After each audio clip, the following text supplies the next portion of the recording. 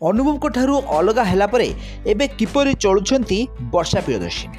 ତ ଫ୍ରେଣ୍ଡସ୍, ଆପଣମାନେ ଜାଣିଥିବେ ଓଲିଉଡ଼ର ଜବରଦସ୍ତ ଅଭିନେତ୍ରୀ ବର୍ଷା ଅନୁଭବ ମହାନ୍ତିଙ୍କୁ ବିବାହ କରିଥିଲେ। 2010 ମସିହାରୁ ଦୁହିଁଙ୍କ ମଧ୍ୟରେ ପ୍ରେମ ସମ୍ପର୍କ ଗଢ଼ି ଉଠିଥିଲା ଆଉ ପରବର୍ତ୍ତୀ ସମୟରେ ଦୁହିଁଙ୍କର ବାହାଘର ହୋଇଥିଲା। 2014ରୁ ଦୁହିଁଙ୍କ ବାହାଘର ହୋଇଥିଲା। 2020 ମସିହାରେ ଅନୁଭବ ମହାନ୍ତି ଡିଭୋର୍ସ ପାଇଁ କୋର୍ଟରେ ଆବେଦନ କରିଥିଲେ ଆଉ 2024 ମସିହା ଆରମ୍ଭ ଆଡ଼ିକି ତାଙ୍କୁ ଡିଭୋର୍ସ ମିଳିଥିଲା।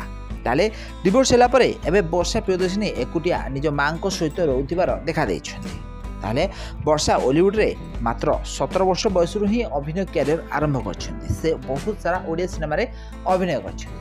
ଏହାଛଡ଼ା ସେ ରାଜନୀତିରେ ବି ମଧ୍ୟ 2024 ମସିହାରେ ପାଦ ଦେଇଛନ୍ତି। ବିଜେଡି ଦଳ ତରଫରୁ ସେ 2024 ମସିହାରେ ଇଲେକ୍ସନ ଲଢ଼ିଥିଲେ, ହେଲେ ଦୁର୍ଭାଗ୍ୟବଶତଃ ସେ ହାରିଯାଇଥିଲେ। ତାହେଲେ ଅନୁଭବଙ୍କ ଠାରୁ ଗତ କିଛି ଦିନ ପୂର୍ବେ ତାଙ୍କୁ ଡିଭୋର୍ସ ମିଳିଯାଇଛି। ଡିଭୋର୍ସ ହେଲା ପରଠାରୁ ସେ ଏବେ ଲୋକ ସେବା କରିବାରେ ଲାଗିଛନ୍ତି। ତାହେଲେ ବର୍ଷା ପ୍ରିୟଦର୍ଶିନୀ ନିଜର ଅନୁଷ୍ଠାନ ସମ୍ମାନିତା ମାଧ୍ୟମରେ ବହୁତ ସାରା ଗରିବ ଲୋକମାନଙ୍କୁ ସାହାଯ୍ୟ କରିଥାନ୍ତି। ତ ଏବେ ବର୍ଷା ପ୍ରିୟଦର୍ଶିନୀ ଅନୁଭବକୁ ମନେ ପକାଉଥିବାର ନଜର ଆସିଛନ୍ତି। ଏକୁଟିଆ ନିଜ ମାଙ୍କ ସହିତ ଗୋଟିଏ ଭଡ଼ା ଘରେ ରହୁଥିବାର ଦେଖାଦେଇଛନ୍ତି ଓଡ଼ିଆ ଅଭିନେତ୍ରୀ ବର୍ଷା ପ୍ରିୟଦର୍ଶିନୀ। ତାହେଲେ ବର୍ଷା ପ୍ରିୟଦର୍ଶିନୀ ଓଲିଉଡ଼ ଇଣ୍ଡଷ୍ଟ୍ରି ପାଇଁ ବହୁତ ସାରା ସିନେମାରେ ଅଭିନୟ କରିଛନ୍ତି। ବହୁତ ସାରା ଫ୍ୟାନ୍ ମାନେ ବର୍ଷାଙ୍କର ସାରା ଓଡ଼ିଶାରେ ରହିଛନ୍ତି। ବର୍ଷା ବହୁତ ସାରା ଲୋକମାନଙ୍କ ଠାରୁ ନିଜର ସୁନ୍ଦର ଅଭିନୟ କାରଣରୁ ଭଲ ପାଇବା ପାଇପାରିଛନ୍ତି।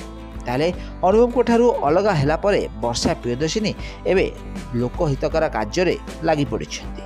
ତ ଆପଣମାନଙ୍କୁ ବର୍ଷା ପ୍ରିୟଦର୍ଶିନୀ କେମିତି ଲାଗନ୍ତି, ତାଙ୍କ ଅଭିନୟ ଆପଣମାନଙ୍କୁ କେମିତି ଲାଗେ, ଆମକୁ କମେଣ୍ଟ ମାଧ୍ୟମରେ ନିଶ୍ଚିତ ଭାବରେ କମେଣ୍ଟ କରନ୍ତୁ। ଆଉ ଏଇଭଳି ଓଲିଉଡ଼ ସମ୍ବନ୍ଧିତ ଟେକ୍ନିକ୍ ଖବର ବିଷୟରେ ଅଧିକ ଜାଣିବାକୁ ଚ୍ୟାନେଲକୁ ସବସ୍କ୍ରାଇବ୍ କରନ୍ତୁ।